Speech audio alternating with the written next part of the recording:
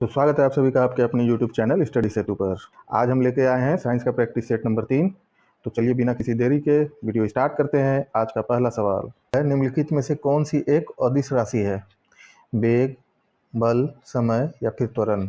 तो वेग क्या है? वेग एक सदिश राशि है।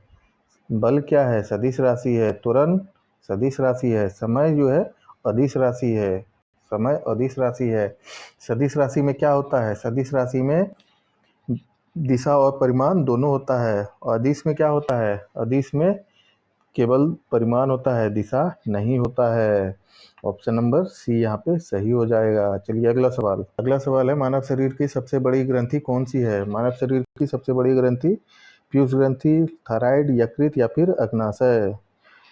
तो ऑप्शन नंबर सी यकृत यहाँ पे सही हो जाएगा।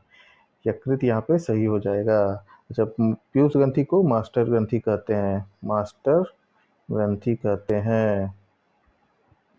मास्टर ग्रंथि कहते हैं। पीयूष ग्रंथि को मास्टर ग्रंथि कहते हैं। ठीक है।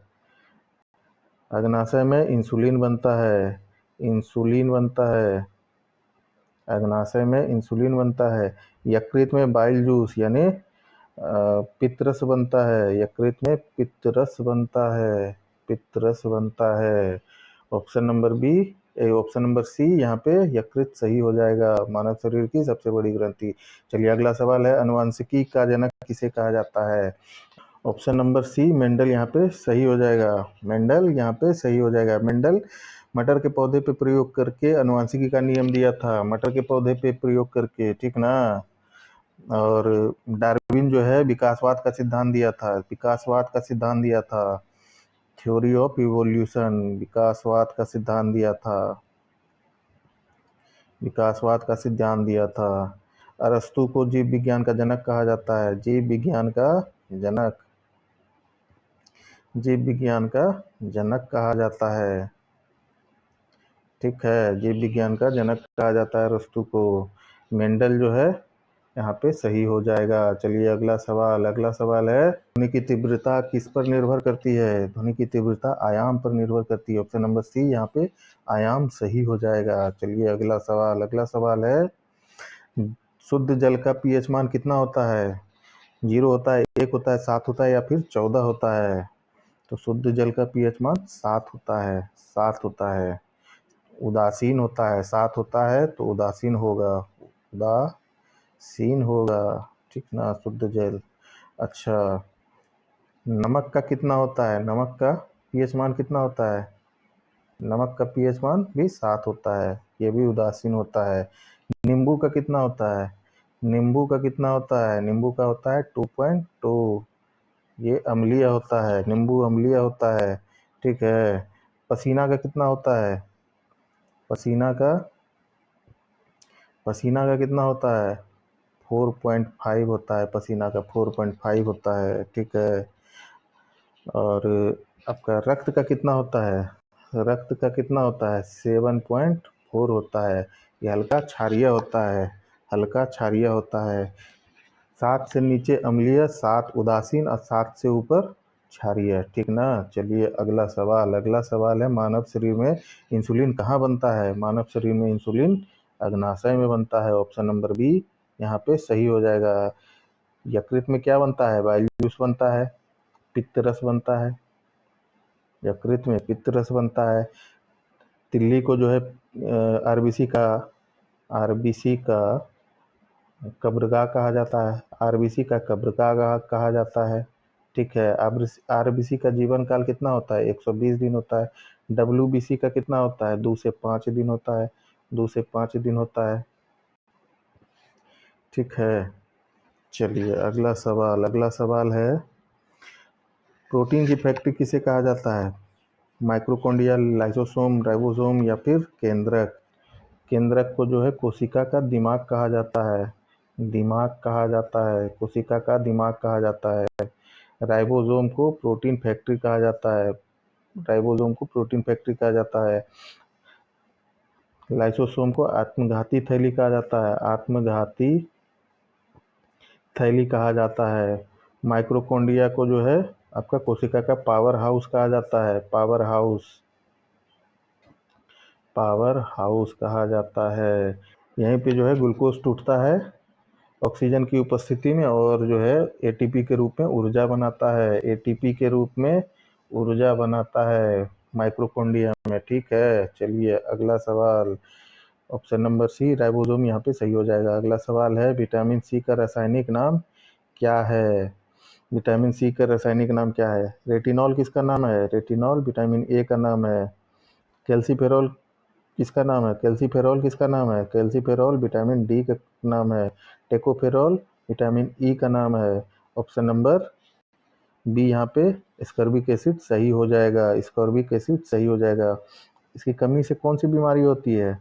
इसकी कमी से स्कर्बी बीमारी होता है। स्कर्बी बीमारी होती है। स्कर्बी बीमारी होती है। स्कर्बी विटामिन ए की कमी से कौन सी बीमारी होती है? रतौंधी होती है। रतौंधी होती है। विटामिन डी की कमी से कौन सी बीमारी होती है? रिकेट्स। ठीक है। विटामिन ई की कमी से कौन सा बीमारी होता है? बांझपन। विटामिन ई की कमी से बांझपन। ठीक ना। चलिए अगला सवाल है रक्त समूह का खोज किसने किया था? हार्वे ने, लैंडस्टीनर ने, फ्लेमिंग ने या फिर लुई पास्चर ने? तो ऑप्शन नंबर बी यहाँ पे लैंडस्टीनर सही हो जाएगा। हार्वे ने क्या किया था? विलियम हार्वे ने ब्लड सर्कुलेशन का खोज किया था, रक्त परिसंचरण का खोज किया था। रक्त परिसंचरण।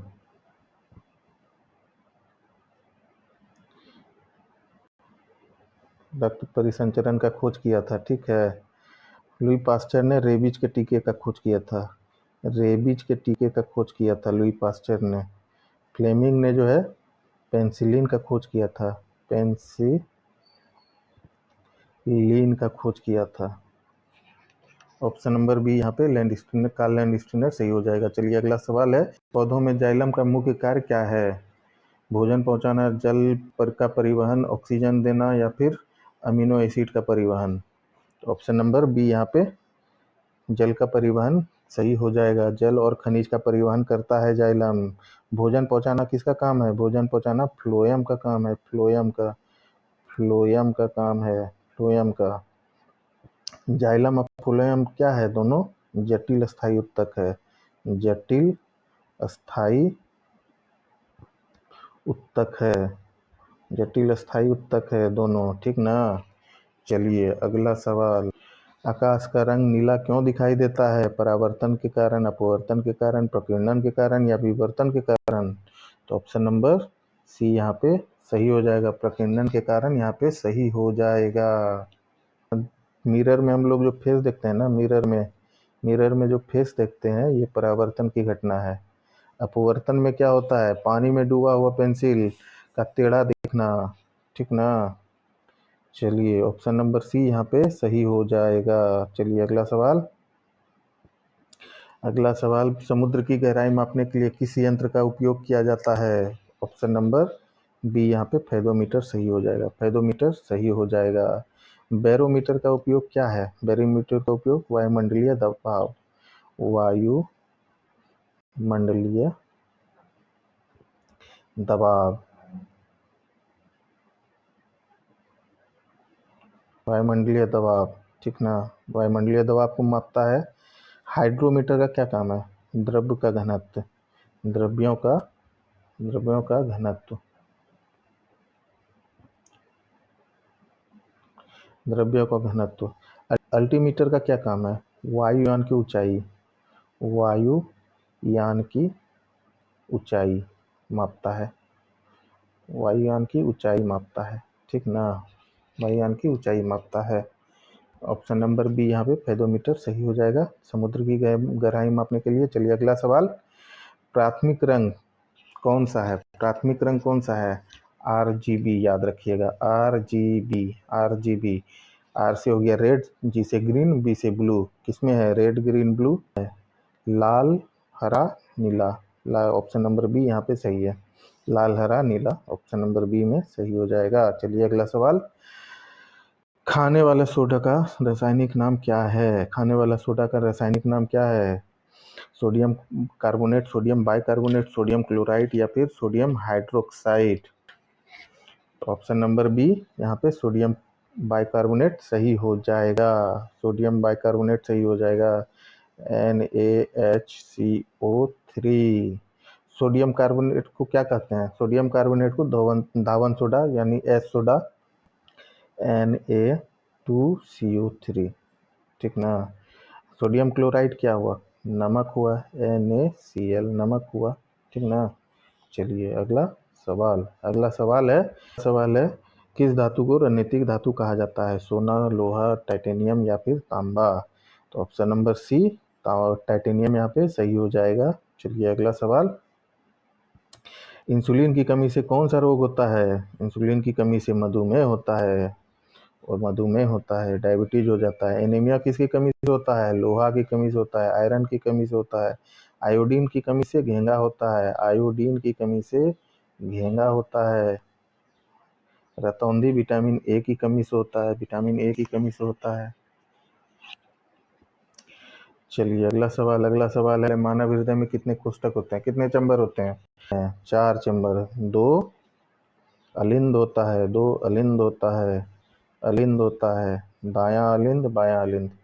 2 नीलय होता है, 2 नीलय होता है, ठीक है।